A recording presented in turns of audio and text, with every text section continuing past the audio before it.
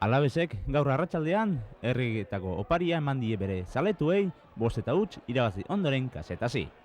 Berehala heldu da aurreneko gola 3. minutuan eta golegilea Musti Mujika area barrutik jaurti eta baloia saretara modu horretan bidali du.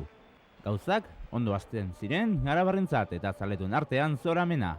Gaur Mendizorrotzako futbol zelaian talde bat bakarrik izan da eta hori Alabes izan da. Hala ere, Kasetasek izan ditu aukera batzuk golen bat lortzeko, baina Tito kasu hortan bezala bikain ibili da.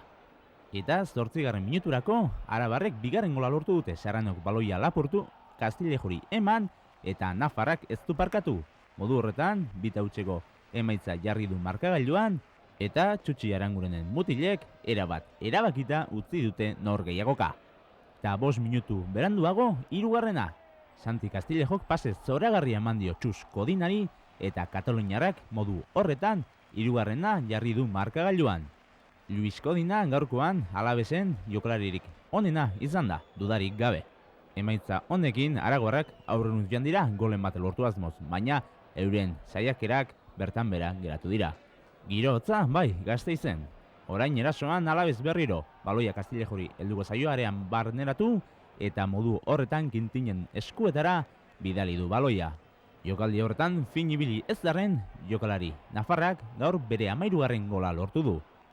Hor ere galdu du bere aukera garbia Crespik, baina baloia gorregi bidali du. Dena erabakita zegoenez, epaileak protagonismoa hartzean nahi izan du. Jokaldi honetan Serranoren gol hau balio gabe utzi baitu, epailearen ustez Castillejo eta Mujika jokozkanpo baitzeuden. Eta nola ez, jarraitzaileak haserre. Atsedenaldira joan aurretik azken aukera Alabesentzat. Castillejok atzeruntz baloia zutoinera bidali du eta azkenean atzelari Aragoarrak kornerrera. Mujikak atera, baina ez du fruiturik atera jokaldi honetan Txutxi Arangurenen taldeak. 3-0 emaitzarekin amaitu dira aurreneko 45 minutuak. Eta bigarrenean Oskar eta Gerardo fitxaketa berriek beraien debuta egin dute Gasteizko taldearekin. Irudiotan Gerardo atzerari Kataluniarra. Bigarren zatean ez da joko onik ikusi, baina jokoa jarri duen talde bakarra Alabes izan da. Irudiotan beste eraso bat, Gerardoren herrireketa bikaina eta Castillejoren burukada horri erantzun bikaina eman dio Kintin atezainak.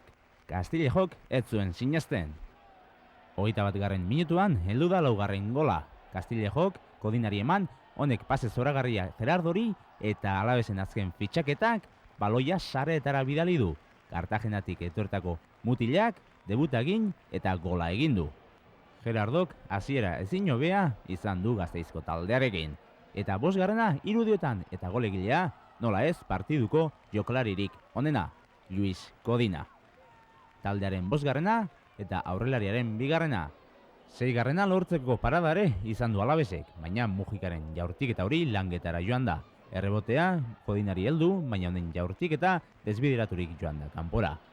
Txutxi Arangurenen taldeak 6. nahi zuen eta Mujika ahalegindu da, baina bere jaurtiketa hori desbideraturik joan da kanpora. Zumarragakoak partidu bikaina burutu du gaurkoan. Honen bestez, heldu da partidu amaierara, Alabesek 5, Kasetasek 0, eta Txutxi Arangurenen taldeak urte berria zaharra bukatu zuen moduan hasi du. Hau da, irabazten.